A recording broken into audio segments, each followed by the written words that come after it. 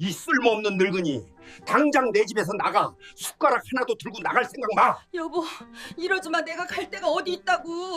남편은 40년을 함께 산 저를 짐짝 취급하며 현관 밖으로 내동댕이 쳤습니다. 조용히 해. 빈몸으로 나가. 그는 제가 가슴에 품고 있던 낡은 가방마저 뺏으려 달려들었습니다. 실랑이 끝에 가방 지퍼가 열렸고 그 안에 내용물이 바닥으로 쏟아졌습니다. 그 순간 남편의 얼굴이 사색이 되더니 눈이 뒤집히기 시작했습니다. 말도 안 돼. 네가 이걸 어떻게? 그는 거품을 물고 그 자리에서 뻣뻣하게 굳어버렸습니다. 40년 종살이의 끝, 제 가방 속에 들어있던 이것 하나가 남편의 숨통을 조여버린 것입니다. 사연 시작 전 구독과 좋아요를 눌러주시고 어느 지역에서 듣고 계신지 댓글 남겨주시면 그곳으로 행복과 행운이 넘치실 거예요. 오늘의 사연 시작합니다. 이게 다 누구 덕에 먹고 사는 건데 어디서 감히 이름 먹은 할망구가 이혼 소리를 입에 올려. 죽고 싶어 환장했어? 칠순 잔치를 앞둔 아침 남편은 제 얼굴에 펄펄 끓는 찬물을 내던지며 짐승처럼 포효했습니다. 바닥에 엎드려 젖은 한복 소매를 움켜쥐는 제 귀에 문 밖에서 지켜보던 아들의 차가운 목소리가 꽂혔죠. 엄마 제발 좀 적당히 하세요. 아버지 덕에 평생 손에 물 한 방울 안 묻히고 살았으면서 이제 와서 무슨 이혼이에요? 나 사장 취임식 앞두고 망신시킬 일 있어요? 그 순간 깨달았습니다. 30년 넘게 공들여 키운 내 아들은 나를 지켜줄 방패가 아니라 남편과 함께 나를 찌를 칼날이었다는 것을요. 안녕하세요. 저는 평생을 누구의 아내, 누구의 엄마로만 살아온 70살 박정숙이라고 합니다.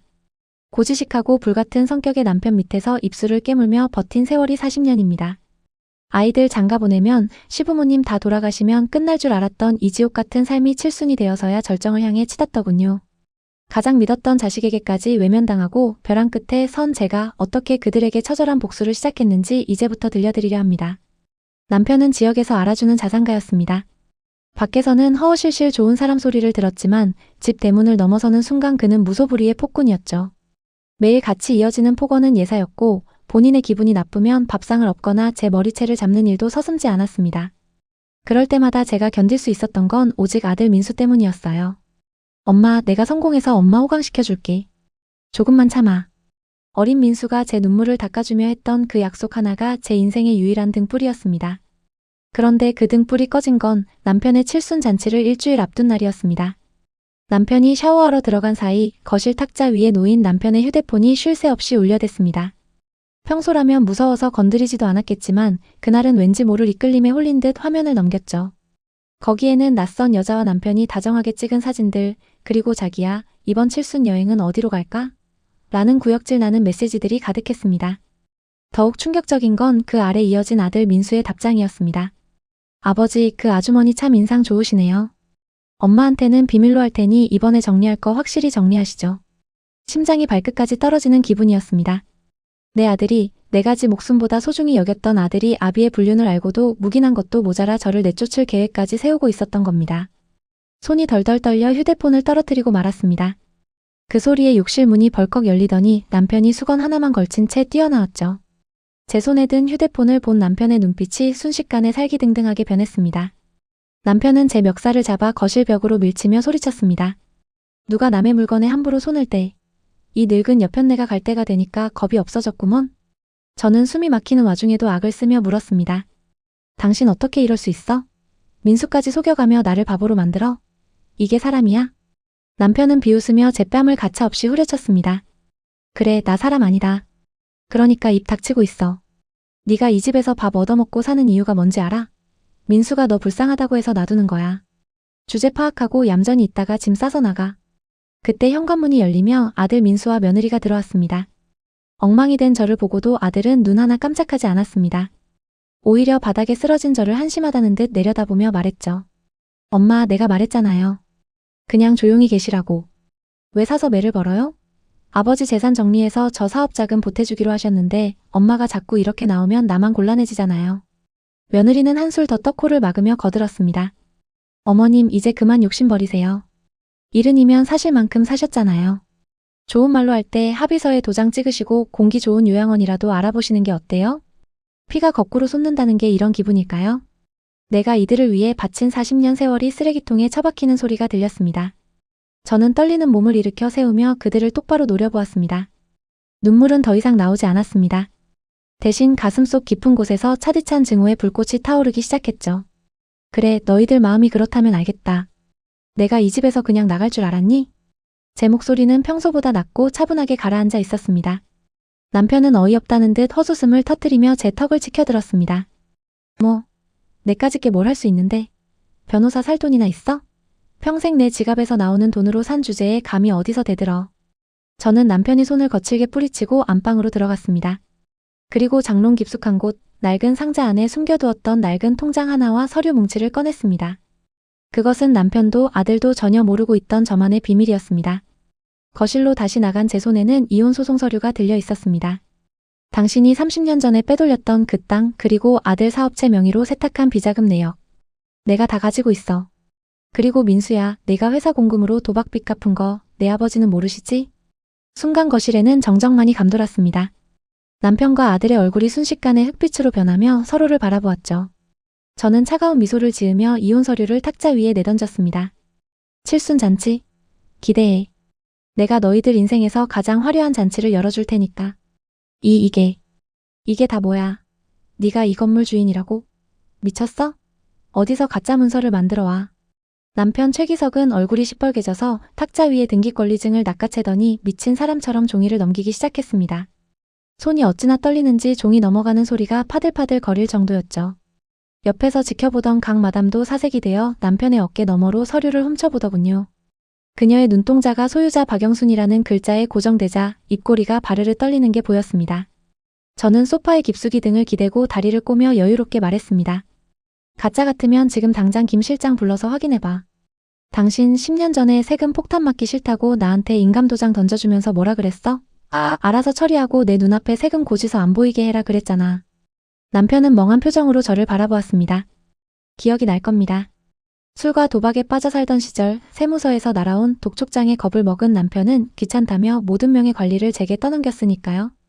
그때부터 저는 김 실장의 도움을 받아 남편이 흥청망청 쓰는 동안 악착같이 대출금을 갚고 제 명의로 자산을 불려왔던 겁니다.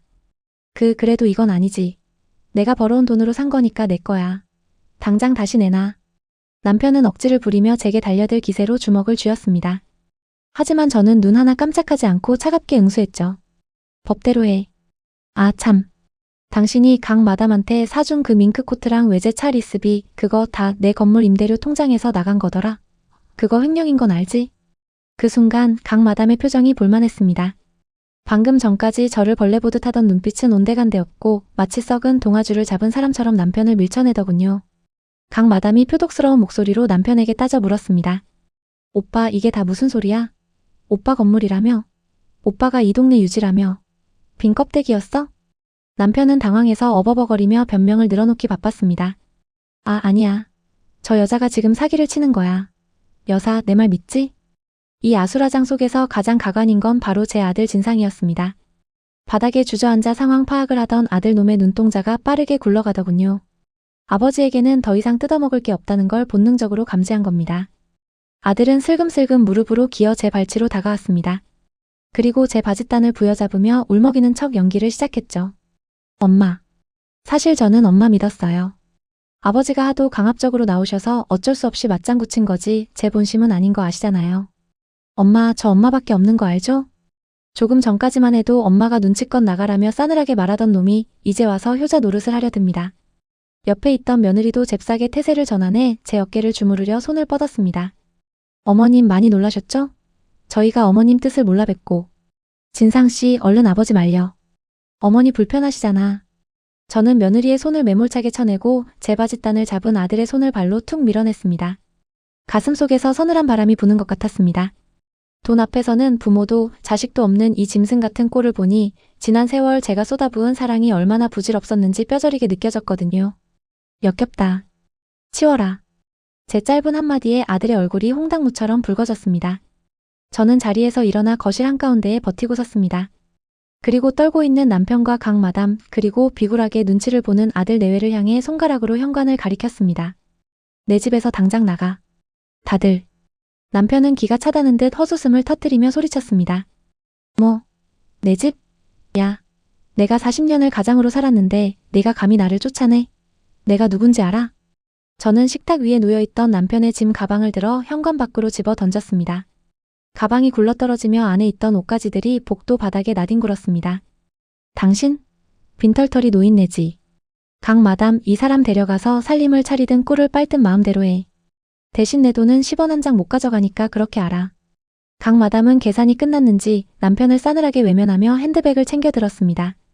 아니, 이봐요. 나도 피해자라고요. 재산가라고 속여서 만난 건데 이러면 얘기가 다르지.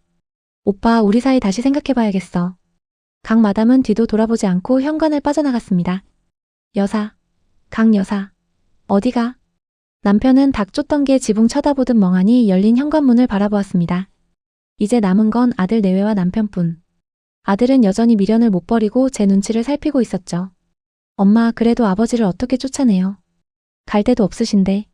저는 아들의 눈을 똑바로 쳐다보며 말했습니다. 왜 갈 데가 없어? 네가 모시면 되겠네. 너 아버지 재산 탐나서 나보고 나가라고 했잖아. 이제 그토록 사랑하는 아버지 모시고 나가서 효도해. 내 재산은 사회에 환원할지언정 배신자들한테는 한 푼도 안 줄 거니까. 제 서슬 퍼런 선언에 아들은 입을 다물지 못했습니다. 그때였습니다. 망연자실하게 서 있던 남편이 갑자기 부엌으로 달려가더니 식칼을 집어들고 달려왔습니다. 이 악독한 여편네가. 다 죽고나 죽자. 내 돈 내놔. 저는 눈 하나 깜짝하지 않고 품에서 휴대폰을 꺼내 들었습니다. 김 실장, 지금 들어오세요. 미리 대기하고 있던 건장한 보안 업체 직원 2명이 열린 현관문으로 들이닥쳤습니다. 그들은 순식간에 칼을 든 남편을 제 앞에 바닥에 눌렀습니다. 이거 안 놔? 내가 이 집 주인이야. 남편의 비명이 거실을 울렸지만 소용없는 짓이었죠. 저는 바닥에 얼굴이 눌린 남편에게 다가가 허리를 숙였습니다. 그리고 그의 귓가에 작지만 또렷하게 속삭였습니다. 기석씨, 이제 시작이야. 당신이 나한테 했던 짓들 이자까지 쳐서 다 돌려줄게. 직원들에게 끌려 나가는 남편과 쫓겨나듯 도망치는 아들 내외를 보며 저는 텅 빈 거실에 홀로 남았습니다. 다리에 힘이 풀려 주저앉았지만 눈물은 나지 않았습니다. 오히려 가슴 한구석에서 뜨거운 무언가가 벅차올랐습니다. 그건 난생 처음 느껴보는 자유의 맛이었습니다. 하지만 이게 끝이 아니었습니다. 다음날 새벽 제 휴대폰으로 모르는 번호에 전화가 걸려왔습니다. 수화기 너머로 들려온 목소리는 제가 상상조차 하지 못했던 또 다른 위기를 예고하고 있었습니다. 박영순 씨 되시죠? 여기 경찰서입니다. 남편분 최기석 씨가 실종 신고가 들어왔는데요. 여보세요? 거기 박영순 씨 댁 맞습니까? 여기 서부지구대인데요. 남편분 최기석 씨가 맨발로 길거리를 배회하다가 신고가 들어왔습니다. 수화기 너머 경찰관의 목소리는 딱딱하게 굳어 있었습니다. 게다가 지금 남편분께서 부인한테 폭행을 당해서 쫓겨났다고 주장하시는데 일단 서로 오셔서 조사를 받으셔야겠습니다. 전화를 끄는 저는 기가 차서 헛웃음이 터져나왔습니다. 방금 전까지 식칼을 들고 설치던 인간이 문 밖으로 나가자마자 침에 놓인 흉내를 내며 피해자 코스프레를 하고 있다니요. 이 인간이 갈 때까지 갔구나 싶으면서도 한편으로는 그 뻔뻔함에 혀를 내두를 지경이었습니다. 저는 옷장을 열어 가장 화려하고 우아한 정장을 꺼내 입었습니다. 죄인처럼 쭈그리고 갈 이유는 없었으니까요. 택시를 타고 지구대에 들어서자마자 소란스러운 풍경이 제 눈을 사로잡았습니다. 지구대 한 구석 낡은 소파에 남편이 러닝셔츠 차림으로 누워 끙끙 앓는 소리를 내고 있었거든요. 그 옆에는 언제 연락을 받았는지 아들 진상이가 쪼르르 달려와 남편의 손을 잡고 울먹이는 척을 하고 있었습니다. 남편은 저를 보자마자 벌떡 일어나더니 경찰관의 바짓단을 잡고 늘어졌습니다.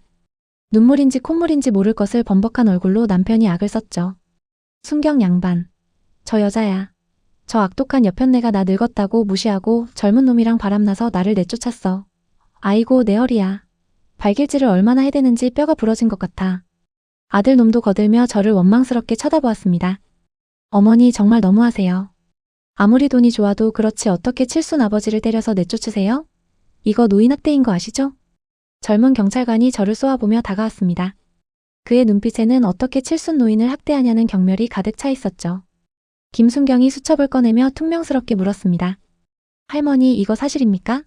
할아버지 몸에 멍도 든 것 같고 옷차림도 이 겨울에 런닝 하나 입고 계신데 이거 문제 커지면 형사 입건될 수도 있습니다. 지구대 안의 모든 시선이 저에게 꽂혔습니다. 마치 저를 피도 눈물도 없는 악마를 보듯 수군거리는 소리가 들려왔죠. 하지만 저는 당황하지 않았습니다. 오히려 또각또각 구두 소리를 내며 남편 앞으로 걸어가 팔짱을 꼈습니다. 그리고 주머니에서 휴대폰을 꺼내 김순경의 코앞에 들이밀었습니다. 순경 양반, 사람 말은 양쪽 다 들어봐야 하는 법이죠. 멍이 들었다고요? 어디 봅시다. 금엉이 맞아서 생긴 건지 아니면 자기가 성질 못 이겨서 난동 부리다가 부딪힌 건지. 저는 휴대폰 화면 속 동영상 재생 버튼을 눌렀습니다. 화면 속에는 불과 2시간 전 거실에서 식칼을 휘두르며 저를 위협하던 남편의 모습이 고스란히 담겨 있었습니다.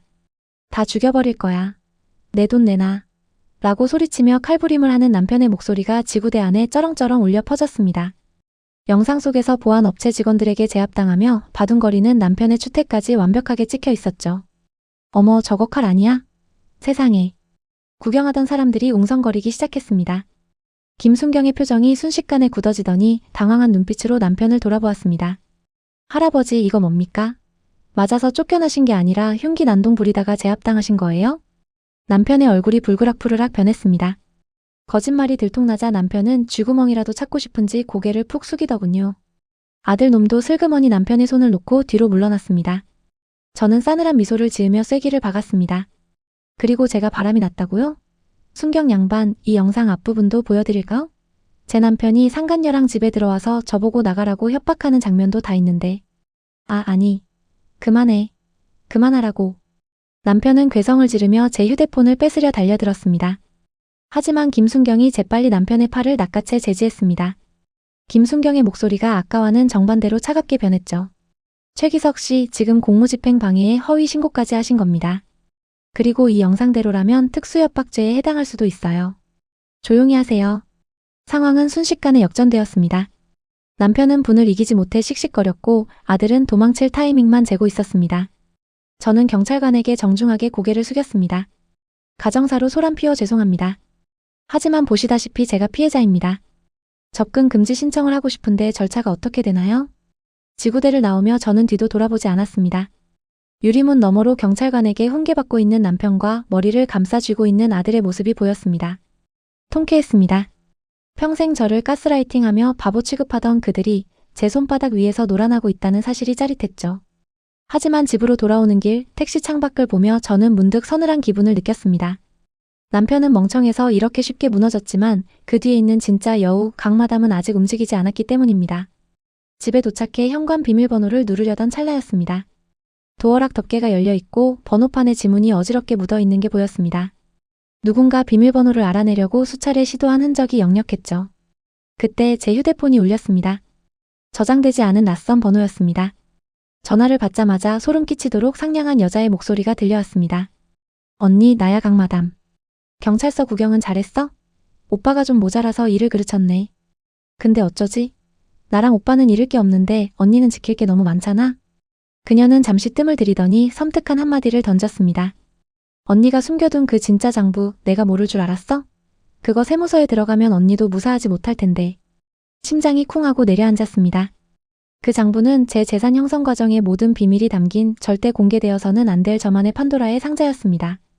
그걸 저 여자가 어떻게 알고 있는 걸까요? 그 장부를 어떻게 알아? 설마. 제 떨리는 목소리에 수화기 넘어 강 마담은 기분 나쁜 웃음소리를 흘렸습니다. 어머 언니. 집안 단속을 좀 잘하지 그랬어. 며느리가 시어머니 무서운 줄 모르고 입이 참 가볍더라고. 전화가 뚝 끊겼습니다. 멍하니 휴대폰을 내려다보는 제 머릿속에 며칠 전 안방 금고를 정리할 때 곁에서 묘한 눈빛으로 쳐다보던 며느리의 얼굴이 스쳐 지나갔습니다. 그때 며느리가 물었죠. 어머님, 그 빨간 장부는 뭐예요? 되게 중요한 건가 봐요? 그때는 별 생각 없이 내 시아버지가 사고 칠 때 대비해서 모아둔 거다라고 대답했는데 그게 제 발등을 찍는 도끼가 될 줄은 꿈에도 몰랐습니다. 저는 즉시 안방으로 달려가 장롱 뒤 비밀 금고를 열었습니다. 다행히 빨간 가죽 장부는 그 자리에 그대로 있었습니다. 이 장부에는 남편이 지난 10년간 불법 도박 사이트로 빼돌린 자금 내역과 탈세를 위해 차명 계좌를 운용한 증거들이 낱낱이 적혀 있었죠. 이게 세상에 공개되면 남편은 감옥에 가겠지만 제 명의로 돌려놓은 건물들까지 세무조사 대상이 되어 압류될 위험이 있었습니다. 강 마담은 그걸 노리고 협박하는 게 분명했습니다. 저를 흔들어 합의금을 뜯어내거나 건물을 헐값에 넘기게 만들 속셈이겠죠. 이것들이 감히 머리를 굴려. 저는 떨리는 손으로 김 실장에게 전화를 걸었습니다. 실장님, 지금 당장 복사본 하나 준비해줘요. 겉표지는 똑같이 빨간색으로 하고 내용은 그래요. 5년 전 진상이가 회사 공금 횡령했던 그 자료들로 채워 넣으세요. 전화를 끊고 저는 싸늘한 미소를 지었습니다. 미끼를 던져야 할 시간이었습니다. 1시간 뒤 초인종이 울렸습니다. 인터폰 화면에는 잔뜩 주눅든 표정의 며느리가 서 있었습니다. 손에는 과일 바구니와 음료수 박스가 들려 있었죠. 어머님, 저예요. 문 좀 열어주세요. 사죄하러 왔어요. 저는 잠시 호흡을 가다듬고 문을 열어주었습니다. 며느리는 들어오자마자 현관 바닥에 무릎을 꿇고 눈물을 뚝뚝 흘렸습니다. 어머님, 제가 미쳤었나 봐요. 아버님이랑 강 마담 그 여자가 하도 꼬드겨서. 저 정말 어머님밖에 없는 거 아시죠? 연기력이 대종상 주연 배우감이더군요. 하지만 제 눈에는 며느리의 시선이 힐끔힐끔 안방 쪽을 향하는 게 훤히 보였습니다. 저는 속아주는 척 한숨을 쉬며 며느리를 일으켜 세웠습니다. 그래, 들어와라. 네가 무슨 힘이 있겠니? 그 늙은이 등살에 못 이겨 그랬겠지. 식탁에 마주 앉아 며느리는 부지런히 음료수 병을 땄습니다. 어머님, 이거 드세요. 제가 어머님 좋아하시는 걸로 사왔어요. 마음 푸시고요. 며느리가 내민 오렌지 주스 잔을 받는 순간 미세하게 떨리는 그녀의 손끝이 보였습니다. 그리고 주스에서 아주 미미하게 톡 쏘는 양 냄새가 코끝을 스쳤죠. 이 고얀 것들이 기어이 선을 넘는구나. 저는 주스를 마시는 척하며 입만 대고는 기침을 하는 척하며 손수건에 뱉어냈습니다. 아이고, 내가 기력이 없어서 그런지 목이 다 메네. 내가 방에 가서 약 좀 가져오마. 저는 비틀거리는 척하며 안방으로 들어갔습니다. 그리고 미리 준비해둔 가짜 장부를 금고가 아닌 화장대 서랍에 살짝 보이게 넣어두었죠. 다시 거실로 나와 소파에 기대 앉자 며느리는 초조한 듯 제 안색을 살폈습니다. 어머님, 좀 피곤해 보이세요. 방에 가서 좀 주무시는 게 어때요? 저는 눈을 개슴츠레 뜨며 혀 꼬인 소리를 냈습니다. 그래. 갑자기 왜 이렇게 졸린지 모르겠네. 잠깐 눈 좀 붙여야겠다. 제가 소파에 쓰러지듯 눕자 며느리는 어머님? 하고 몇 번 저를 흔들어 보더군요. 대답이 없자 며느리는 벌떡 일어났습니다. 방금 전까지 울먹이던 얼굴은 온데간데 없고 입가에는 비릿한 웃음이 걸려 있었습니다. 진작 이럴 것이지. 늙은이가 눈치만 빨라서 피곤하게 하네. 며느리는 망설임 없이 안방으로 들어갔습니다. 저는 실눈을 뜨고 그 뒷모습을 지켜보았습니다. 달그락거리는 소리가 들리더니 잠시 후 며느리가 품속에 빨간 장부를 소중히 안고 나왔습니다. 그녀는 현관을 나서기 전 누군가에게 전화를 걸더군요. 여보, 나야. 찾았어. 엄마 지금 약 먹고 뻗었으니까 걱정 마. 강 마담한테 바로 가져갈게. 응, 이걸로 엄마 협박하면 건물 하나는 우리 거 되는 거야. 현관문이 닫히는 소리가 들리자마자 저는 자리에서 벌떡 일어났습니다. 그리고 김 실장에게 문자를 보냈습니다. 미끼를 물었다. 지금 출발해. 창밖을 내다보니 아파트 입구에 낯익은 외제차 한 대가 서 있었습니다. 남편이 강 마담에게 사주었다던 그 차였습니다. 며느리가 차에 올라타자마자 차는 급하게 출발했습니다. 그들은 지금쯤 세상을 다 가진 기분이겠죠. 저 장부 하나면 저를 꼼짝없이 옥죄고 재산을 뺏어올 수 있다고 믿을 테니까요. 하지만 그들이 가져간 장부 속에 들어있는 건 남편의 비리가 아니라 아들의 비리였습니다. 5년 전 아들 진상이가 아버지 몰래 회사 자재를 빼돌려 팔아먹고 장부를 조작해 수억 원을 횡령했던 증거들. 제가 남편에게 알리지 않고 아들 놈 살려보겠다고 몰래 덮어두었던 그 치명적인 자료들이 고스란히 들어있었죠. 강 마담과 남편은 그 장부를 펼치는 순간 자기들 손으로 아들의 목을 조르게 될 것입니다. 저는 옷걸이에 걸린 외투를 걸쳐 입으며 거울을 보았습니다. 거울 속에 저는 더 이상 겁먹고 도망치던 예전의 박영순이 아니었습니다. 어디 한번 마음껏 까발려봐. 그 칼 끝이 누구를 향하는지 똑똑히 보여줄 테니. 집을 나서려는 순간 갑자기 현관 도어락이 미친 듯이 울리기 시작했습니다. 삐빅 마이너스 삐빅 마이너스 삐비빅. 누군가 억지로 문을 열려고 시도하고 있었습니다. 인터폰을 확인하려던 찰나 쾅 하는 굉음과 함께 현관문이 부서질 듯 흔들렸습니다. 박영순. 안에 있는 거 다 알아. 문 열어. 남편의 목소리였습니다. 지구대에서 훈방 조치된 모양인데 혼자가 아니었습니다. 인터폰 화면에는 남편 뒤로 덩치 큰 남자 2명이 쇠파이프를 들고 서 있는 모습이 잡혔습니다. 강 마담이 장부를 챙기는 사이 남편은 물리적인 위협을 가해 저를 제압하려고 깡패까지 동원한 겁니다. 집안에는 저 혼자뿐. 보안업체 직원들은 김 실장과 함께 강 마담을 추적하러 간 상태였습니다. 현관문이 조금씩 찌그러지기 시작했습니다. 저는 재빨리 부엌으로 달려가 뒷베란다로 향했습니다. 다행히 저희 집은 2층이었고 베란다 아래에는 화단이 있었습니다. 잡히면 죽는다. 저는 신발도 제대로 신지 못한 채 베란다 난간을 넘었습니다. 비가 추적추적 내리는 차가운 밤 공기가 얼굴을 때렸습니다. 그 순간 쾅! 현관문이 완전히 부서지며 남편과 남자들이 집 안으로 들이닥치는 소리가 들렸습니다. 찾아. 이 옆편내 잡아서 도장 찍게 만들어. 저는 화단으로 뛰어내렸습니다. 발목이 시큰거렸지만 아픔을 느낄 새도 없이 빗속을 뚫고 달리기 시작했습니다. 뒤에서 저기 있다. 잡아. 하는 고함이 들려왔습니다. 저기 있다. 저 옆편내 잡아. 빗줄기가 쏟아지는 아파트 단지 화단 등 뒤에서 깡패들의 고함이 들려왔습니다. 화단에서 뛰어내릴 때 삐끗한 발목이 욱신거려 비명이 터져나올 것 같았지만 멈출 수는 없었습니다. 잡히면 강제로 이혼 서류에 도장을 찍히는 건 물론이고 정신병원에 감금될지도 모른다는 공포가 저를 달리게 만들었죠. 진흙탕에 신발 한 짝이 벗겨졌지만 저는 맨발로 아스팔트 바닥을 디디며 도로변을 향해 죽을 힘을 다해 뛰었습니다. 바로 그때였습니다. 끼익! 검은색 세단 한 대가 제 앞을 가로막으며 급정거했습니다. 눈앞이 캄캄해지며 이제 끝이구나 생각했던 찰나 운전석 창문이 내려가며 익숙한 얼굴이 보였습니다. 대표님, 빨리 타세요. 제 든든한 조력자 김 실장이었습니다. 저는 젖먹던 힘까지 짜내어 뒷좌석 문을 열고 몸을 날렸습니다. 제가 차 문을 닫자마자 깡패 한 놈이 달려와 차 손잡이를 잡으려 했지만 김 실장은 망설임 없이 엑셀을 밟았습니다. 차는 굉음을 내며 빗속을 뚫고 앞으로 튀어나갔고 뒤따라오던 남자들은 빗길에 미끄러져 나뒹굴었습니다. 저는 거친 숨을 몰아쉬며 뒷창을 통해 멀어지는 그들을 바라보았습니다. 심장이 터질 듯 요동쳤지만 살았다는 안도감에 온몸의 긴장이 풀려버렸죠. 대표님 괜찮으십니까? 며느리가 장부를 가져가는 걸 보고 바로 뒤쫓으려 했는데 놈들이 집으로 들이닥치는 걸 보고 급히 차를 돌렸습니다. 김 실장은 백미러로 제 상태를 살피며 걱정스럽게 물었습니다. 저는 젖은 머리카락을 쓸어 넘기며 피식 웃음을 터뜨렸습니다. 잘했다, 김 실장. 아주 타이밍이 기가 막혔어. 그나저나 덫은 제대로 작동하고 있나? 김 실장은 의미심장한 미소를 지으며 자신의 귀에 꽂혀 있던 이어폰 한쪽을 제게 건넸습니다. 지금 막 각 마담의 오피스텔에 다들 모인 것 같습니다. 들어보시죠. 이어폰을 꽂자 지직거리는 잡음 섞인 소리와 함께 남편과 아들의 들뜬 목소리가 생생하게 들려왔습니다. 제가 가짜 장부 표지 안쪽에 초소형 도청 장치를 심어두었다는 걸 꿈에도 모르는 그들은 지금 축제 분위기였죠. 아이고, 우리 며느리가 큰일했다. 이게 그 박영순이가 목숨처럼 아끼던 비밀 장부란 말이지? 남편의 흥분한 목소리에 이어 각 마담의 간드러지는 목소리가 들렸습니다. 오빠 얼른 열어봐. 여기에 그 여자 차명 계좌랑 비자금 내역 다 들어있다며? 이거 하나면 우리 건물 다시 뺏어오는 건 식은 죽 먹기야. 자, 어디 보자. 박영순의 비밀을 낱낱이 까발려주마. 종이 넘기는 소리가 들리고 잠시 정적이 흘렀습니다. 저는 차창 밖으로 스쳐 지나가는 불빛들을 바라보며 마음속으로 카운트다운을 셌습니다. 3, 2, 1, 2.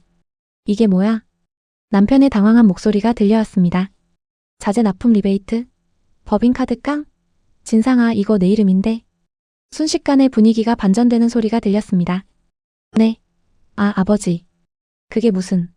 아들 진상이의 목소리가 염소처럼 떨리기 시작했습니다.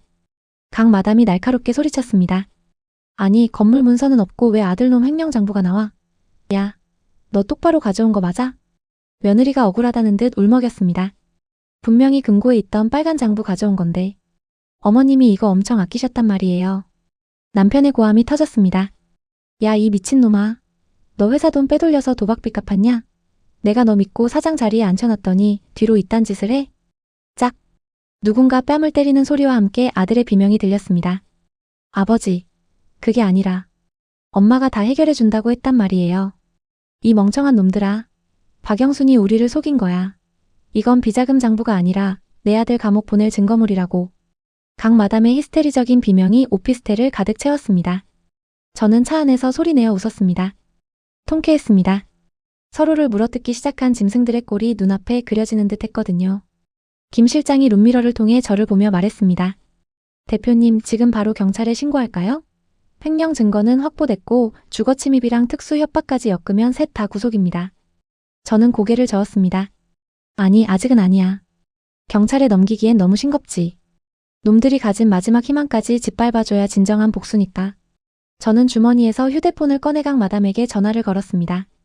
도청 장치를 통해 벨소리가 울리는 게 들렸고 잠시 후 겁에 질린 강 마담의 목소리가 들려왔습니다. 여보세요? 저는 세상에서 가장 차가운 목소리로 말했습니다. 선물은 마음에 들어?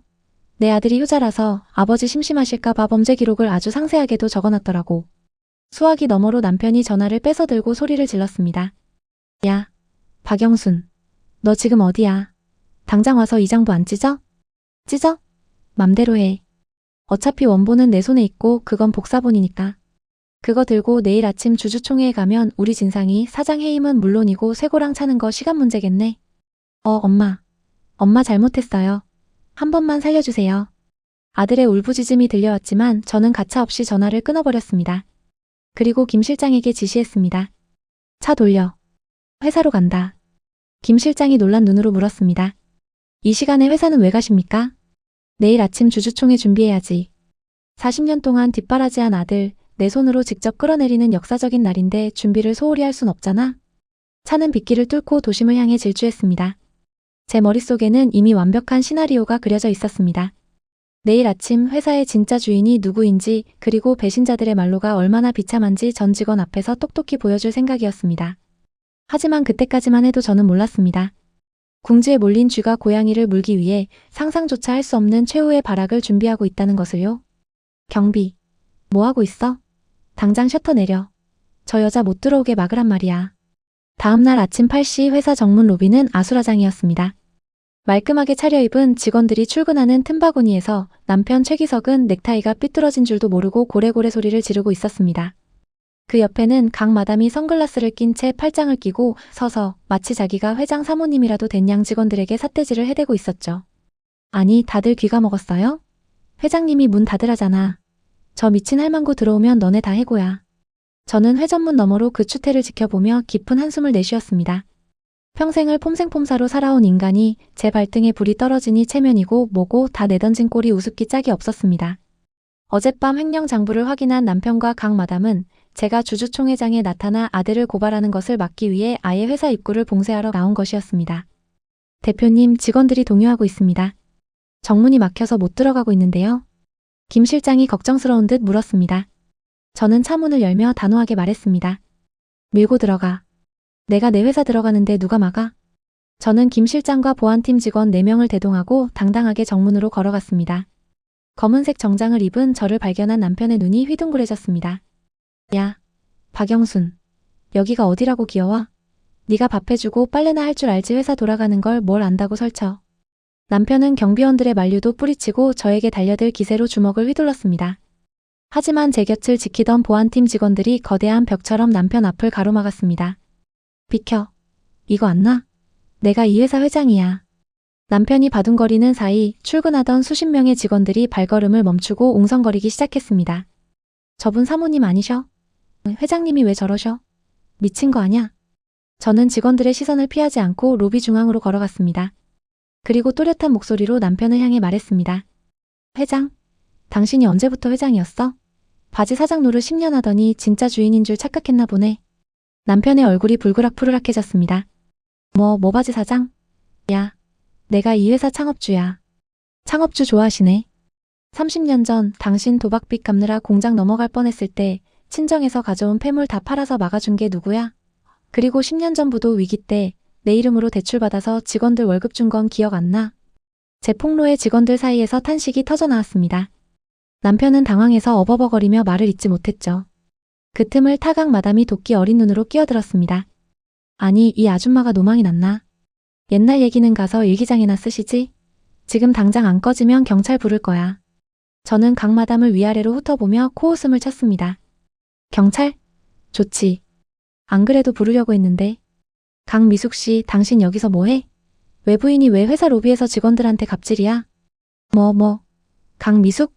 너 지금 나한테. 자신의 본명이 불리자 강 마담이 흠칫 놀랐습니다. 저는 품에서 서류 봉투 하나를 꺼내 흔들어 보였습니다. 당신 법인카드로 백화점 명품관 긁고 다닌 거, 그리고 회사 소유권도 마음대로 쓰면서 임대 수익 빼돌린 거. 여기 증거 다 있어. 지금 경찰 부를까? 아니면 조용히 꺼질래? 강 마담의 얼굴이 사색이 되었습니다. 그녀는 남편의 옷소매를 잡고 뒤로 물러나며 속삭였습니다. 오빠, 이거 진짜면 나 감옥 가. 일단 피해. 하지만 남편은 분을 이기지 못하고 씩씩거렸습니다. 못 비켜. 절대 못 지나가. 진상이가 지금 위에서. 남편이 말실수를 하려는 찰나 강 마담이 급하게 남편의 입을 틀어막았습니다. 아, 진상이가 위에서 뭐하고 있다고? 저는 남편의 말을 놓치지 않았습니다. 아들이 지금 사무실에서 무언가 꿍꿍이를 벌이고 있다는 게 확실했습니다. 김 실장 길터. 제 지시에 보안팀 직원들이 남편과 강 마담을 양옆으로 밀어냈습니다. 이거 놓으라고. 남편은 바닥에 뒹굴며 추태를 부렸지만 이미 직원들의 눈빛은 경멸로 가득 차 있었습니다. 저는 넘어진 남편을 내려다보며 마지막 경고를 날렸습니다. 직원들 보기에 부끄럽지도 않아? 당신 회의만 오늘 주주총회 안건으로 올라갔으니까 올라와서 변명이라도 해보던가. 저는 멍하니 입을 벌린 남편을 뒤로하고 엘리베이터에 올랐습니다. 문이 닫히는 순간까지 남편의 고함이 들려왔지만 제 귀에는 패배자의 비명으로밖에 들리지 않았습니다. 엘리베이터가 15층 사장실을 향해 올라가는 동안 저는 거울을 보며 옷매무새를 다듬었습니다. 이제 진짜 싸움은 지금부터였습니다. 횡령사실이 발각된 아들이 궁지에 몰려 무슨 짓을 저지르고 있을지 모르니까요. 딩동 마이너스. 15층에 도착해 엘리베이터 문이 열리자마자 사무실 안에서 고함과 함께 물건이 부서지는 소리가 들려왔습니다. 안 돼. 이거 내 회사야. 절대 못 뺏겨. 저는 서둘러 사장실 문을 벌컥 열었습니다. 그곳에는 차마 눈 뜨고 볼 수 없는 광경이 펼쳐져 있었습니다. 아들 진상이가 서류 더미를 바닥에 쏟아놓고 라이터를 켠 채 서 있었던 겁니다. 옆에는 쭈그리고 앉아 울고 있는 며느리가 보였습니다. 진상아, 너 지금 뭐 하는 짓이야? 제 호통에 아들이 퀭한 눈으로 저를 돌아보았습니다. 그의 손에 들린 라이터 불꽃이 흔들리고 있었죠. 엄마가 다 망쳤어. 이거 태워버리면 증거 없는 거잖아. 그렇죠? 나 감옥 가기 싫어. 아들은 미친 사람처럼 웃으며 라이터를 서류 더미에 던지려 했습니다. 그 서류들은 회사의 핵심 기밀 문서들과 회계장부 원본들이었습니다. 저게 타버리면 횡령 증거는 물론이고 회사 자체가 공중분해될 수도 있는 절체절명의 위기였습니다. 안 돼. 저는 앞뒤 잴 것 없이 아들을 향해 몸을 던졌습니다. 안 돼. 멈춰. 저는 불길이 치솟는 서류 더미 위로 몸을 던져 아들의 손목을 낚아챘습니다. 매캐한 연기가 순식간에 사장실을 뒤덮었고 타오르는 불꽃이 제 옷소매를 스치며 살갗을 뜨겁게 달구었습니다. 하지만 뜨거움을 느낄 겨를조차 없었습니다. 이 서류들이 사라지면 40년 동안 피땀 흘려 일군 회사가 저 도둑놈들의 손에 넘어가 공중분해될 게 뻔했으니까요. 이거 놔요. 이거 놓으라고. 다 태워버려야 산다고. 아들 진상이는 이미 이성을 잃은 짐승이나 다름없었습니다. 놈은 제 손을 뿌리치기 위해 안간힘을 쓰더니 급기야 저를 향해 발길질을 해대기 시작했습니다. 엄마만 없었으면 돼. 엄마가 껴들어서 다 망친 거잖아. 하는 소리와 함께 저는 바닥으로 나뒹굴었습니다. 아들이 밀친 힘에 밀려 책상 모서리에 허리를 찍은 것입니다. 눈앞이 번쩍하며 숨이 턱 막혀왔지만 아들은 넘어진 저를 거들떠보지도 않고 다시 라이터 불을 켜려 했습니다. 진상씨, 그만해. 불이 커지잖아. 구석에 숨어있던 며느리가 비명을 지르며 컵에 있던 물을 끼얹었지만 이미 불이 붙은 종이 뭉치는 활활 타오르고 있었습니다. 저는 아픈 허리를 부여잡고 기어가 제 재킷을 벗어 불길 위를 덮었습니다. 손바닥이 화끈거리고 머리카락이 그을렸지만 저는 미친 듯이 옷을 두드려 불을 껐습니다. 이 징글징글한 노인네가 진짜. 아들이 잿더리를 들어 제 머리를 내려치려는 순간이었습니다. 쾅! 사장실 문이 부서질 듯 열리며 김 실장과 보안팀 직원들이 들이닥쳤습니다. 당장 멈추십시오. 김 실장이 날다람쥐처럼 날아와 아들의 팔을 꺾어 제압했습니다. 으악! 내 팔! 이거 안 나? 내가 사장이야. 아들의 비명소리가 사무실을 울렸지만 김 실장은 꿈쩍도 하지 않고 아들을 바닥에 짓눌렀습니다. 저는 까맣게 그을린 손을 털며 힘겹게 몸을 일으켰습니다. 바닥에는 반쯤 타버린 횡령 장부와 계약서들이 어지럽게 널려 있었죠. 다행히 가장 중요한 원본 파일이 담긴 USB는 제 주머니 속에 안전히 들어 있었습니다. 저는 흐트러진 머리를 쓸어넘기고 바닥에 깔린 아들에게 천천히 다가갔습니다. 아들은 분이 풀리지 않은 듯 씩씩거리며 저를 노려보았습니다. 엄마가 어떻게 나한테 이럴 수 있어? 나 감옥 보내고 잘 살 수 있을 것 같아? 짝! 제 손바닥이 아들의 뺨을 후려쳤습니다. 평생 아들을 때려본 적 없는 제 손이 부들부들 떨렸습니다. 엄마, 내 입에서 그 소리가 나와? 제 목소리는 더 이상 자애로운 어머니의 것이 아니었습니다. 내가 널 감옥 보내는 게 아니야. 네가 지은 죄가 너를 감옥으로 끌고 들어가는 거지. 그때 복도 쪽에서 웅성거리는 소리가 들리더니 남편 최기석과 강 마담이 헐레벌떡 뛰어들어왔습니다. 진상아, 아니 이게 무슨 꼴이야. 바닥에 눌린 아들과 그을음 투성이가 된 저를 번갈아 보던 남편의 눈이 뒤집혔습니다. 야, 박영순, 너 지금 내 아들한테 무슨 짓을 한 거야? 사람 살려. 여기 깡패가 사람 죽인다. 남편은 보안팀 직원들에게 달려들며 난동을 부렸고 강 마담은 잽싸게 바닥에 떨어진 서류 뭉치를 챙기려 들었습니다. 어머, 이거 다 탔네. 증거 없어진 거 아니야? 저는 강 마담의 손등을 구두굽으로 짓밟았습니다. 악! 강 마담이 비명을 지르며 손을 움켜쥐었습니다. 도둑고양이처럼 남의 회사 기밀 서류에 손대지 마. 절도죄 추가되고 싶어? 저는 품에서 USB를 꺼내 흔들어 보였습니다. 그리고 아까 진상이가 태우려고 했던 건 사본이야. 진짜 원본 데이터는 여기 다 들어있고. 그 말에 세 사람의 표정이 동시에 얼어붙었습니다. 아들은 망연자실한 표정으로 고개를 떨구었고 남편은 입만 뻥긋거릴 뿐 아무 말도 못했습니다. 저는 손목시계를 확인했습니다. 오전 9시. 주주총회 시작 시간이었습니다. 김 실장, 이놈들 끌고 회의실로 와. 내 아들이 저지른 짓 주주들 앞에서 본인 입으로 직접 설명하게 해줘야지. 저는 옷에 묻은 재를 털어내고 당당하게 사장실을 나섰습니다. 복도에는 소란을 듣고 나온 직원들이 겁에 질린 표정으로 서 있었습니다. 저는 그들에게 가볍게 목례를 건네며 말했습니다. 놀라게 해서 미안해요. 쓰레기 청소 중이니 업무들 보세요. 대회의실로 향하는 복도를 걷는 제 등 뒤로 남편의 악에 바친 고함 소리가 들려왔습니다. 박영순, 네가 이러고도 무사할 줄 알아? 내가 가만 안 둬. 회의실 문 앞 저는 잠시 멈춰 서서 심호흡을 했습니다. 이 문을 열고 들어가는 순간 저는 더 이상 누군가의 아내도 엄마도 아니었습니다. 오직 회사를 살리고 제 인생을 되찾으려는 한 명의 경영자일 뿐이었죠. 보안팀 직원이 육중한 회의실 문을 열었습니다. 수십 명의 주주와 임원들이 일제히 저를 쳐다보았습니다. 그 중에는 남편의 술수에 넘어가 저를 의심스러운 눈초리로 보는 사람들도 있었죠. 저는 단상 위로 올라가 마이크를 잡았습니다. 안녕하십니까? 최대 주주 박영순입니다. 좌중이 술렁거렸습니다. 오늘 저는 제 인생에서 가장 수치스럽지만 반드시 해야만 하는 고백을 하기 위해 이 자리에 섰습니다. 그때 회의실 문이 다시 열리며 남편이 씩씩거리며 들어왔습니다. 다들 속지 마시오. 저 여자가 치매가 와서 헛소리를 하는 겁니다. 회사는 제 아들 최진상이 잘 이끌고 있습니다. 남편은 뻔뻔하게도 단상으로 올라와 제 마이크를 뺏으려 했습니다. 하지만 저는 물러서지 않았습니다. 오히려 스크린을 가리키며 리모컨 버튼을 눌렀습니다. 그렇습니까? 그럼 이 영상은 어떻게 설명하시겠습니까? 스크린에는 조금 전 사장실에서 아들이 횡령장부를 불태우려던 장면과 저를 폭행하는 모습이 적나라하게 재생되었습니다. CCTV 영상을 확보한 김 실장의 발빠른 대처 덕분이었습니다. 저게 뭐야? 주주들이 경악하며 웅성거리는 사이 남편의 얼굴은 시체처럼 하얗게 질려버렸습니다. 저는 떨고 있는 남편의 눈을 똑바로 응시하며 마이크에 대고 또렷하게 말했습니다. 현 시간부로 대표이사 최진상의 해임과 불법 자금 조성에 가담한 최기석 고문희 영구 제명을 긴급 안건으로 상정합니다. 해임이라니. 이게 무슨 개소리야. 내가 회장이야. 내 회사라고. 남편 최기석은 단상 위에서 마이크를 집어던지며 발광했습니다. 마이크가 바닥에 부딪혀 찢어지는 굉음을 냈지만 주주들의 싸늘한 시선은 변하지 않았습니다. 이미 스크린을 통해 아들의 횡령과 남편의 폐악질을 똑똑히 목격했기 때문이죠. 남편은 씩씩거리며 주주들을 향해 삿대질을 해댔습니다. 당신들, 저 여자가 하는 말 다 거짓말이야. 내가 이 회사를 어떻게 키웠는데? 감히 나를 쫓아내? 저는 차분하게 단상 중앙으로 걸어가 넥타이가 풀어헤쳐진 남편 앞에 섰습니다. 그리고 품에서 또 다른 서류 한 장을 꺼내 남편의 가슴팍에 딱 붙여주었습니다. 당신이 키웠다고? 착각도 유분수지. 이거 보이나? 그것은 바로 주주 명부였습니다. 남편은 떨리는 손으로 서류를 집어들고 눈을 부릅떴습니다. 이게 뭐야? 최대 주주 박영순. 60%? 회의실 안이 술렁거렸습니다. 저는 마이크를 잡고 좌중을 향해 선언했습니다. 30년 전 부도 위기 때 남편이 도박 빚으로 날려먹을 뻔한 회사 지분, 친정 유산과 제 개인 자산으로 전부 매입해서 방어했습니다.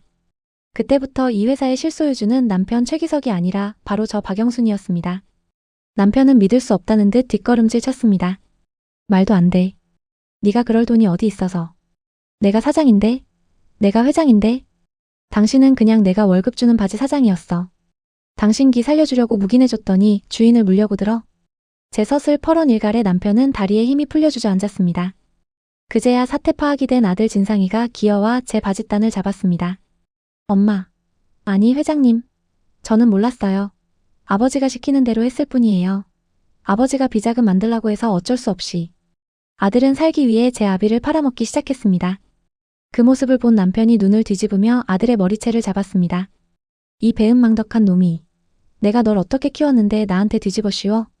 아버지가 꼬드겼잖아요. 엄마 쫓아내면 재산 다 준다고. 단상 위에서 벌어진 부자의 개싸움에 주주들은 혀를 찼습니다. 그때 구석에서 눈치를 보던 강 마담이 슬그머니 뒷문으로 빠져나가려 했습니다. 그녀의 손에는 회사법인 인감이 든 가방이 들려 있었죠. 어딜 가시나 강미숙 씨? 제 신호에 보안팀 직원들이 뒷문을 가로막았습니다. 강 마담이 비명을 질렀습니다. 이거나. 나랑은 상관없는 일이야. 난 그냥 내연녀일 뿐이라고. 상관이 없기는. 당신 계좌로 흘러들어간 회사 돈이 얼만데. 그때 회의실 정문이 활짝 열리며 제복을 입은 경찰관들이 들이닥쳤습니다. 서울 서부경찰서 지능범죄수사대입니다. 최기석 씨, 최진상 씨, 그리고 강미숙 씨. 특정경제범죄 가중처벌 등에 관한 법률 위반 및 업무상 횡령 혐의로 긴급 체포합니다. 경찰관들이 수갑을 꺼내들고 단상 위로 올라왔습니다. 남편은 경찰을 보고 기겁하며 제 뒤로 숨으려 했습니다. 여보, 나 좀 살려줘. 내가 잘못했어. 우리 부부잖아. 40년 산 부부잖아. 방금 전까지 저를 죽일 듯이 노려보던 눈빛은 온데간데 없고 비굴하기 짝이 없는 눈물이 그의 볼을 타고 흘러내렸습니다. 저는 제 옷자락을 잡은 남편의 손을 하나하나 떼어냈습니다. 손끝이 닿는 것조차 소름 끼쳤으니까요. 부부, 당신 입으로 그랬잖아. 나는 밥 해주고 빨래해주는 식모였다고. 식모한테 뭘 바라? 아니야. 여보, 내가 미쳤었어. 한 번만 봐줘. 나 감옥 가면 죽어. 남편이 바닥에 머리를 찍으며 통곡했지만 경찰관들은 가차없이 그의 손목에 수갑을 채웠습니다. 최기석 씨, 당신은 묵비권을 행사할 수 있고. 미란다 원칙이 고지되는 동안 옆에서는 아들이 울부짖으며 끌려가고 있었습니다. 엄마. 나 엄마 아들이잖아. 엄마. 저는 끌려가는 아들을 외면하며 차갑게 말했습니다. 가서 죗값 치러라. 그게 내가 너에게 줄 수 있는 마지막 교육이다. 강 마담은 이건 모함이야. 라고 악을 쓰며 발버둥 쳤지만 여경들에게 양팔이 잡힌 채 질질 끌려나갔습니다. 3명의 악인들이 사라진 회의실에는 정막만이 감돌았습니다. 저는 떨리는 손으로 마이크를 다시 잡았습니다. 가슴속에서 뜨거운 것이 울컥 올라왔지만 꾹 눌러 참았습니다. 소란을 피워 죄송합니다. 오늘부로 기존 경영진을 전원 해임하고 비상 경영체제에 돌입하겠습니다. 회사는 제가 책임지고 정상화하겠습니다.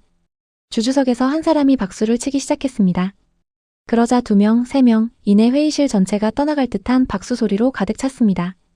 그것은 승리의 환호성이자 제 새로운 인생을 여는 응원가와도 같았습니다. 회의가 끝나고 텅 빈 사장실로 돌아온 저는 주인이 바뀐 의자에 털썩 주저앉았습니다. 책상 위에는 아들이 태우다 만 가족사진 액자가 엎어져 있었습니다. 그을린 사진 속에서 웃고 있는 어린 아들과 젊은 시절의 저. 눈물이 왈칵 쏟아졌습니다. 통쾌했지만 동시에 가슴 한구석이 뻥 뚫린 듯 시려왔습니다. 내 인생의 절반을 바쳐 지키려 했던 가정이 이렇게 끝났다는 허무함 때문이었겠죠. 하지만 슬픔도 잠시였습니다. 김 실장이 조심스럽게 문을 두드리고 들어왔습니다. 회장님, 경찰서에서 연락이 왔습니다. 남편분이 유치장에서 면회를 강력하게 요청하고 계십니다. 꼭 드릴 말씀이 있다고요. 저는 눈물을 닦고 자리에서 일어났습니다. 가야죠. 아직 끝난 게 아니니까. 이혼 도장도 받아야 하고 위자료 청구도 해야죠. 이제 악인들은 감옥에 갇혔지만 법적인 정리는 지금부터였습니다. 저는 거울 속에 저를 보며 말했습니다. 울지 마, 박영순. 내 진짜 인생은 이제부터 시작이야. 경찰서 유치장 접견실. 투명한 유리벽 너머로 보이는 남편의 몰골은 처참했습니다. 하루 만에 10년은 늙어버린 듯한 얼굴로 저를 보자마자 수화기를 들더군요. 그가 내뱉은 첫 마디는 또다시 제 예상을 뒤엎는 충격적인 것이었습니다. 여보, 그 땅. 시골 선산 땅 말이야. 그거 내 명의로 되어 있지? 그거 팔아서 합의 좀 봐줘. 그러면 내가 내 비밀. 무덤까지 가져갈게. 다시 말해봐. 어디를 팔았다고? 유치장 접견실 쇠창살을 사이에 두고 남편 최기석이 덜덜 떨며 내뱉은 말은 제 귀를 의심케 했습니다. 선산 말이야. 당신 명의로 된 그 경기도 임야. 내가 거기 리조트 개발업자한테 팔기로 계약했어. 남편은 제 눈치를 살피며 기어들어가는 목소리로 말을 이었습니다. 계약금으로 30억을 미리 당겨받았는데 그게 도박판에서 다 녹아버렸어. 지금 그 사람들이 땅 내놓으라고 난리야. 안 그러면 나 죽인대. 여보, 제발 그 땅 넘겨주면 안 될까? 순간 눈앞이 캄캄해졌습니다. 그 땅이 어떤 땅입니까? 시부모님 산소는 물론이고 6.25 때 돌아가신 제 친정 부모님 유골까지 모셔둔 우리 집안의 성지나 다름없는 곳이었습니다. 그런데 이 인간이 도박빚을 갚겠다고 조상님 묘소가 있는 땅을, 그것도 내 명의를 도용해서 조폭이나 다름없는 개발업자에게 팔아넘겼다는 겁니다. 너란 인간은 정말 구제불능의 쓰레기구나. 제가 치를 떨며 자리에서 일어나자 남편이 쇠창살에 매달려 울부짖었습니다. 여보, 거기 흑곰파 애들이 관리하는 시행사야. 걔들 무식해서 무슨 짓을 할지 몰라. 나 좀 살려줘. 저는 뒤도 돌아보지 않고 접견실을 나왔습니다. 죽어. 그게 속죄하는 길이야. 경찰서를 나오자마자 저는 김 실장에게 전화를 걸었습니다. 실장님, 지금 당장 경기도 선산으로 가요. 뭔가 불길해. 제 예감은 틀리지 않았습니다. 1시간 뒤 도착한 선산 입구에는 출입 금지라는 붉은 띠가 둘러져 있었고 굴삭기 2대가 굉음을 내며 산을 오르고 있었습니다. 그리고 그 앞에는 덩치 큰 남자들이 쇠파이프를 들고 서성거리고 있었죠. 멈추세요. 남의 땅에서 지금 뭐 하는 짓입니까? 제가 차에서 내려 소리치자 험상궂게 생긴 대머리 남자가 건들건들 다가왔습니다. 아줌마는 뭐야? 여기 공사 현장이야. 다치기 싫으면 꺼져. 이 땅 주인 박영순입니다. 당장 장비 끄고 내 땅에서 나가세요. 제 이름이 나오자 남자의 눈빛이 번뜩였습니다. 아, 당신이 최기석 마누라야? 잘 만났네. 남편이 돈 30억 꿀꺽하고 배째라고 누워있는데 마누라가 대신 갚아야지. 남자는 제 코앞까지 다가와 위협적으로 물었습니다. 도장 가져왔어? 오늘 여기서 등기 이전 안 해주면 저 위에 있는 묘지들 싹 다 밀어버릴 거니까 그리 알아. 산 중턱을 올려다보니 이미 굴삭기가 시부모님 묘소 근처까지 올라가 있었습니다. 봉분이 훼손되기 직전의 상황. 피가 거꾸로 솟았습니다. 당신들 조상 무서운 줄 모르고 천벌 받을 짓을 해? 당장 멈추지 못해? 천벌? 돈이 하나님이고 부처님이야. 야, 작업 시작해. 남자의 신호에 굴삭기 기사가 레버를 당겼고 거대한 삼날이 흙을 파내기 시작했습니다. 우지끈 하는 소리와 함께 주변 나무들이 쓰러졌습니다. 저는 눈을 질끈 감았다 떴습니다. 여기서 물러서면 조상님들 뵐 면목이 없었습니다. 저는 품에서 휴대폰을 꺼내 미리 준비해두었던 마지막 카드를 사용했습니다.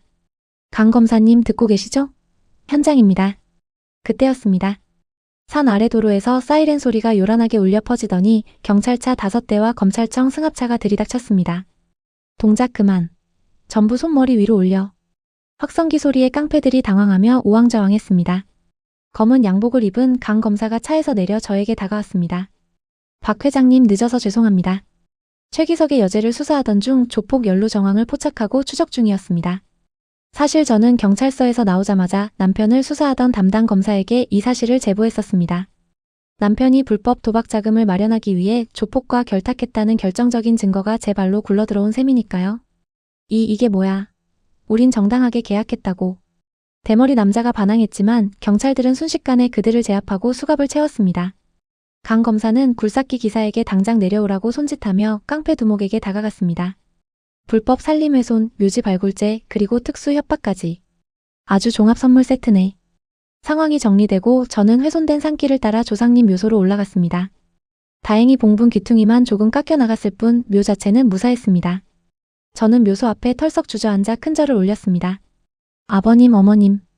못난 며느리가 죄송합니다. 그 못난 아들놈이 지은 죄 제가 다 갚겠습니다. 그때 수갑을 찬 깡패 두목이 경찰차에 태워지며 저를 향해 악을 썼습니다. 야, 최기석 그 새끼한테 전해. 감옥에 있어도 우리가 가만 안 둔다고. 내 돈 30억 내놓으라고 해. 그의 살기 어린 외침을 들으며 저는 싸늘하게 웃었습니다. 남편 최기석은 이제 감옥 안에서도 편히 잠들지 못할 것입니다. 바깥에는 돈을 떼인 조폭들이, 안에서는 죗값이 그를 기다리고 있으니까요. 그날 저녁 저는 집으로 돌아와 며느리에게 전화를 걸었습니다. 아직 구속되지 않고 집에 숨어 있을 며느리에게도 정산을 해야 했으니까요. 신호가 몇 번 가기도 전에 며느리가 전화를 받았습니다. 어머님. 저예요. 잘못했어요. 시키는 거 다 할게요. 목소리가 파들파들 떨리고 있었습니다. 뉴스를 통해 시아버지와 남편 그리고 조폭들까지 줄줄이 엮여 들어가는 걸 봤겠죠. 그래, 살고 싶니? 네. 제발요. 저 아직 아이들도 어리고. 그럼 내일 아침 서류 하나 들고 와라. 네가 살 길은 그것뿐이다. 다음 날 아침 며느리는 퀭한 눈으로 제 앞에 나타났습니다. 그녀의 손에는 제가 요구한 서류가 들려 있었습니다. 그것은 바로 아들 최진상의 친권 포기 각서와 재산 포기 각서였습니다. 그리고 저는 며느리에게 마지막 제안을 던졌습니다. 이혼해라. 진상이랑 이혼하고 아이들 데리고 떠나. 단 조건이 있어. 며느리가 침을 꿀꺽 삼켰습니다. 무슨 조건인가요? 아이들 성 내 성인 박씨로 바꿔. 그리고 2번 다시 최 씨 집안 사람들이랑 연락하지 마. 그러면 내가 아이들 학비랑 생활비는 지원해주마. 어때? 범죄자 아내로 살래? 아니면 박영순 손주들 엄마로 새 삶을 살래? 며느리는 망설임 없이 바닥에 머리를 조아렸습니다. 감사합니다. 정말 감사합니다, 어머님. 아니, 회장님. 모든 것이 제자리로 돌아오고 있었습니다. 남편과 아들, 내연녀는 감옥으로 갔고 며느리는 제 뜻대로 움직이기 시작했습니다. 이제 남은 건 이 지긋지긋한 법적 관계를 끊어내는 최후의 재판뿐이었습니다. 그런데 며칠 뒤 구치소에서 남편이 위독하다는 연락이 왔습니다. 조폭들의 사주를 받은 수감자들에게 집단 구타를 당해 의식불명 상태라는 것이었죠. B-, B-. 중환자실의 차가운 공기를 가르는 기계음 소리만이 정막을 채우고 있었습니다. 온몸에 붕대를 감고 산소호흡기를 낀 채 누워있는 남편 최기석의 몰골은 그야말로 가관이더군요.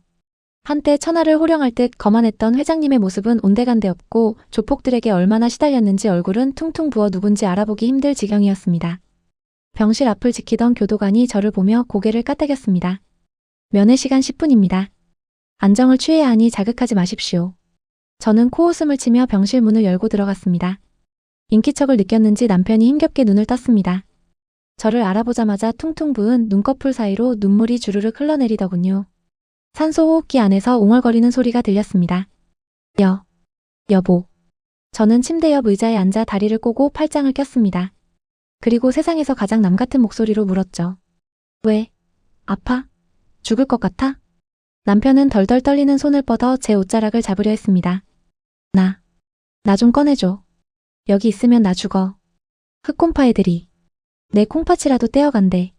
그 와중에도 제 목숨 부지할 걱정뿐인 남편의 태도에 남아있던 일말의 연민조차 싹 사라지는 기분이었습니다. 콩팥?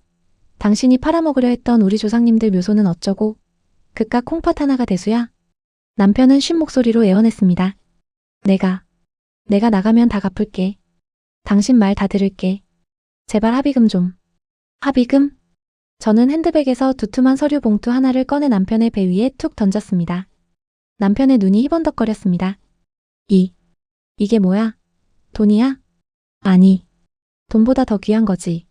당신한테 주는 내 마지막 선물이야. 남편은 아픈 몸을 비틀며 봉투를 열었습니다. 그리고 내용물을 확인하는 순간 산소호흡기가 거칠게 흔들리기 시작했습니다. 이혼 소장.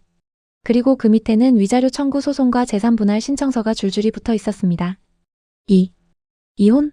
지금 나더러 이혼하자고? 그래. 당신이 원했잖아. 칠순 잔치 끝나면 새파란 강 마담이랑 새 출발하고 싶다며? 소원 들어주러 왔는데 왜 그래? 안 돼. 절대 안 돼. 나 이대로 이혼하면 빈털털이야. 나 죽어. 남편이 발악하며 소장을 찢으려 했지만 손에 힘이 들어가지 않아 바들거릴 뿐이었습니다. 저는 그 모습을 차갑게 내려다보며 쐐기를 박았습니다. 걱정 마. 당신 혼자 외롭지 않게 해줄게. 제가 병실 문을 향해 손짓하자 문이 열리고 며느리가 들어왔습니다. 며느리의 손에는 또 다른 서류 봉투가 들려 있었죠. 며느라기냐? 아이고 잘 왔다. 내 시어머니가 미쳤어. 너라도 말려봐라. 남편은 구세주라도 만난 듯 며느리를 불렀습니다. 하지만 며느리의 표정은 얼음장처럼 차가웠습니다. 며느리는 남편에게 눈길 한 번 주지 않고 제 옆에 서서 정중하게 고개를 숙였습니다. 회장님 지시하신 대로 처리했습니다. 회장님? 야, 너 지금 시어머니한테 회장님이라니? 그게 무슨 소리야? 며느리는 남편을 투명 인간 취급하며 저에게 서류를 건넸습니다. 진상씨랑 이혼 서류 접수했고요. 양육권이랑 친권 포기각서도 공증받았습니다. 오늘부로 아이들 성본 변경 신청도 들어갔습니다. 남편의 눈이 튀어나올 듯 커졌습니다. 뭐라고? 성본 변경? 내 손주들 성을 바꾼다고? 저는 며느리가 건넨 서류를 남편의 눈앞에 펼쳐 보였습니다. 최민준이 아닌 박민준. 제 성을 따서 바뀐 손자의 이름이 선명하게 적혀 있었습니다. 최씨 집안 핏줄? 이제 없어. 내 손주들은 이제부터 자랑스러운 박씨 가문이 아이들로 클 거야. 범죄자 할아버지, 범죄자 아버지를 둔 부끄러운 이름은 깨끗이 지워버려야지. 으아악. 안 돼. 내 대가 끊기다니. 박영순. 네가 사람이냐? 남편은 제정신이 아닌 듯 침대 난간을 붙잡고 흔들며 절규했습니다. 심전도 모니터가 요란하게 경고음을 울려대기 시작했죠. B-, B-, B. 사람? 40년 동안 짐승 취급당하면서 살다가 이제야 사람답게 살아보려는 중이야. 그러니까 당신도 거기서 평생 짐승처럼 울부짖다가 가. 저는 돌아오지 않을 강을 건넌 사람처럼 남편을 향해 싸늘한 마지막 인사를 건넸습니다. 아, 그리고 진상이는 감옥에서 소식 들을 거야. 자기 마누라랑 새끼들이 자기를 버렸다는 걸 알면 그 효자 아들이 얼마나 슬퍼할까? 악마. 너는 악마야. 남편의 저주 섞인 비명을 뒤로하고 저는 며느리와 함께 병실을 나왔습니다. 등 뒤에서 의사와 간호사들이 다급하게 뛰어 들어가는 소리가 들렸지만 저는 발걸음을 멈추지 않았습니다. 복도를 걸어 나오며 며느리가 조심스럽게 물었습니다. 회장님, 정말 괜찮으시겠어요? 저는 며느리의 어깨를 감싸며 옅은 미소를 지었습니다. 괜찮고 말고. 앓던 이가 빠졌는데 이렇게 시원할 수가 없구나. 너도 이제 그만 울고 새 인생 살 준비해라. 내일 회사로 출근해. 내 자리 만들어놨으니까. 며느리는 감격에 겨운 듯 눈물을 글썽이며 고개를 숙였습니다. 감사합니다. 정말 감사합니다. 병원을 나서는 제 발걸음은 깃털처럼 가벼웠습니다. 하늘은 눈이 시리도록 파랗고 세상은 저를 축복하는 듯 빛나고 있었죠. 하지만 진정한 복수의 완성은 그들이 법의 심판대 앞에서 처참하게 무너지는 꼴을 보는 것이었습니다. 피고인 최기석, 최진상, 강미숙. 모두 자리에 서세요. 판사님의 엄숙한 목소리가 법정 안에 울려 퍼졌습니다.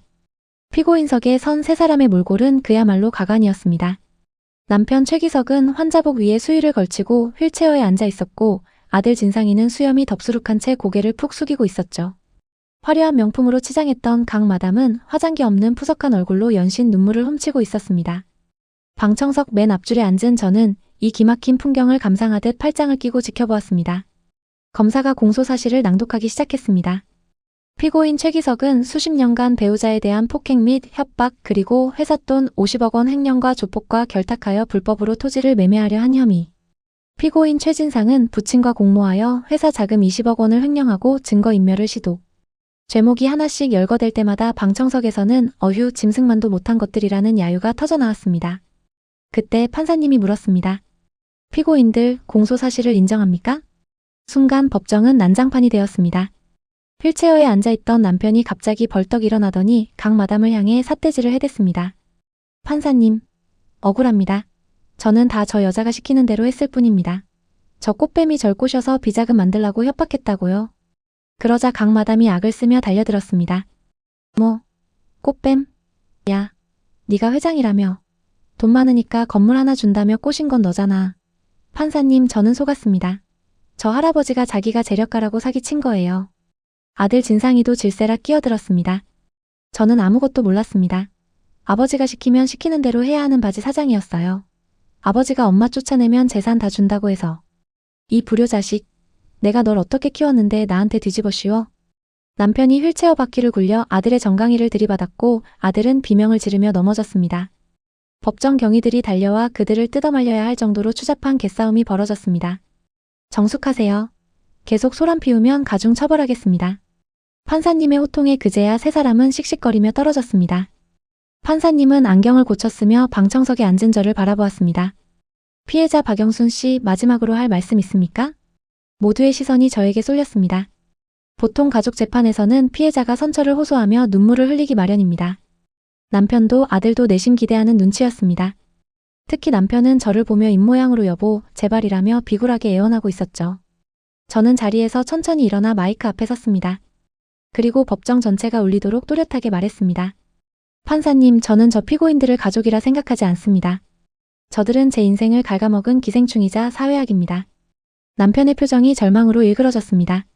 지난 40년간 저는 남편의 폭력에 시달렸고 아들을 위해 모든 것을 희생했습니다. 하지만 돌아온 건 배신과 폐륜 그리고 죽음의 위협뿐이었습니다.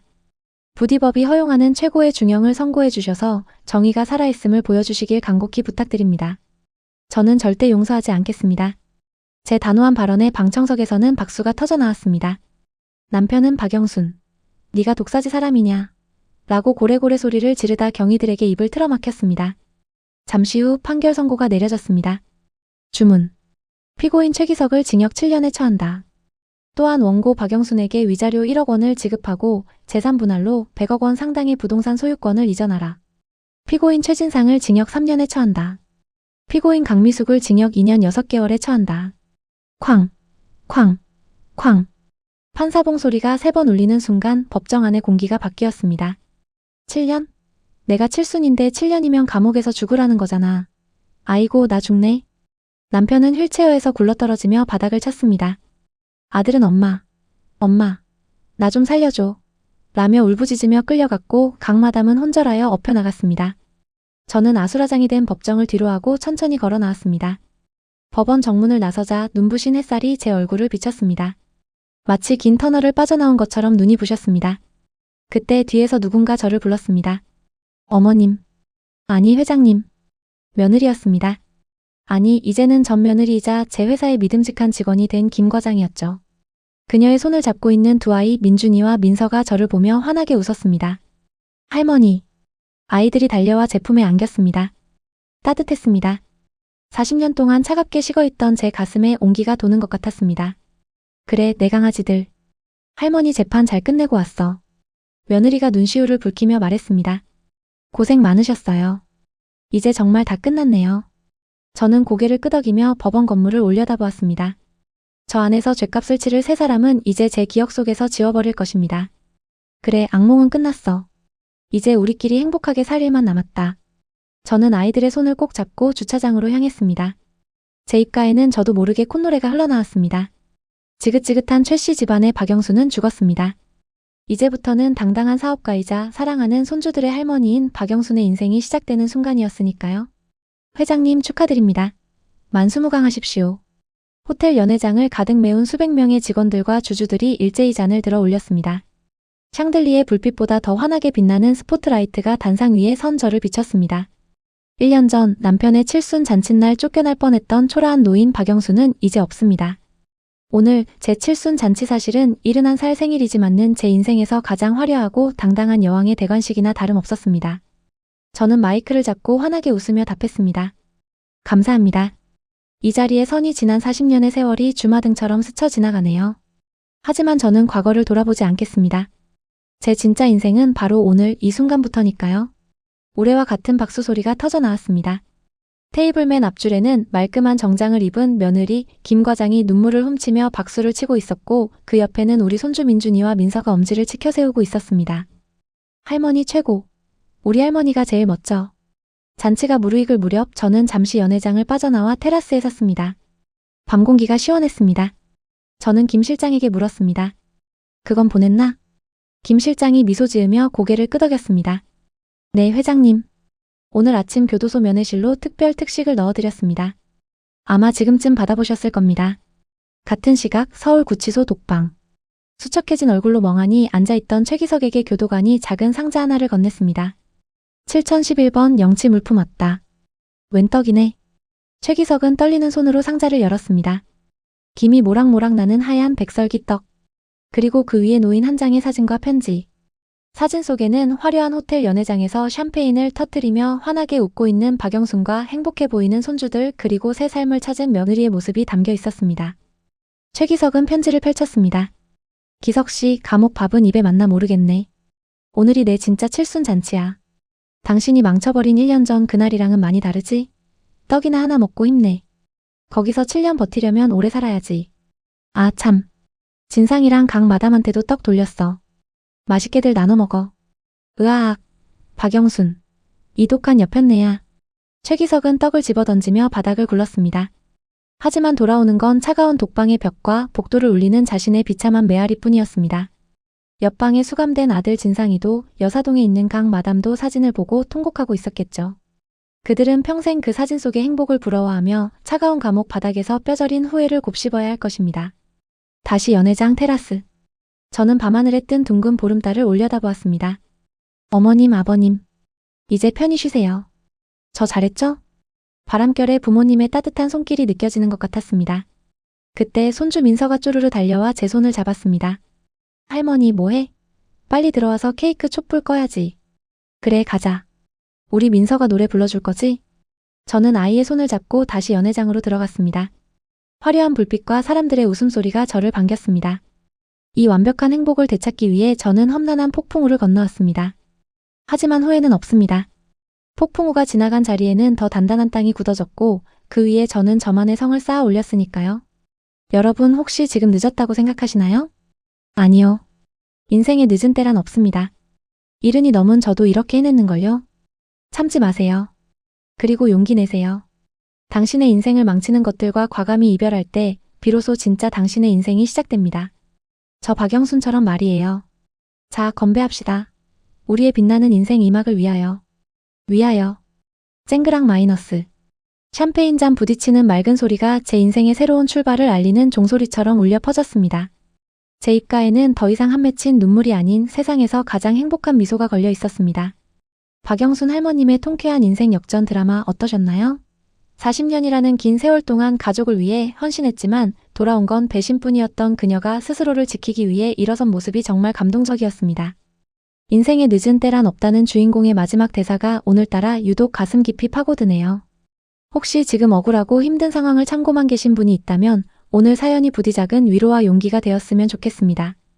여러분은 그 누구보다 소중하고 행복해질 자격이 충분한 분들이니까요. 주인공의 화려한 불꽃놀이처럼 여러분의 인생 이막도 지금부터 찬란하게 빛나기를 진심으로 응원하겠습니다. 오늘도 긴 사연 함께 울고 웃으며 공감해 주셔서 정말 감사합니다. 이야기를 끝까지 들어주신 분이 계시다면 잘 들었다고 댓글 하나만 남겨주세요. 감사합니다.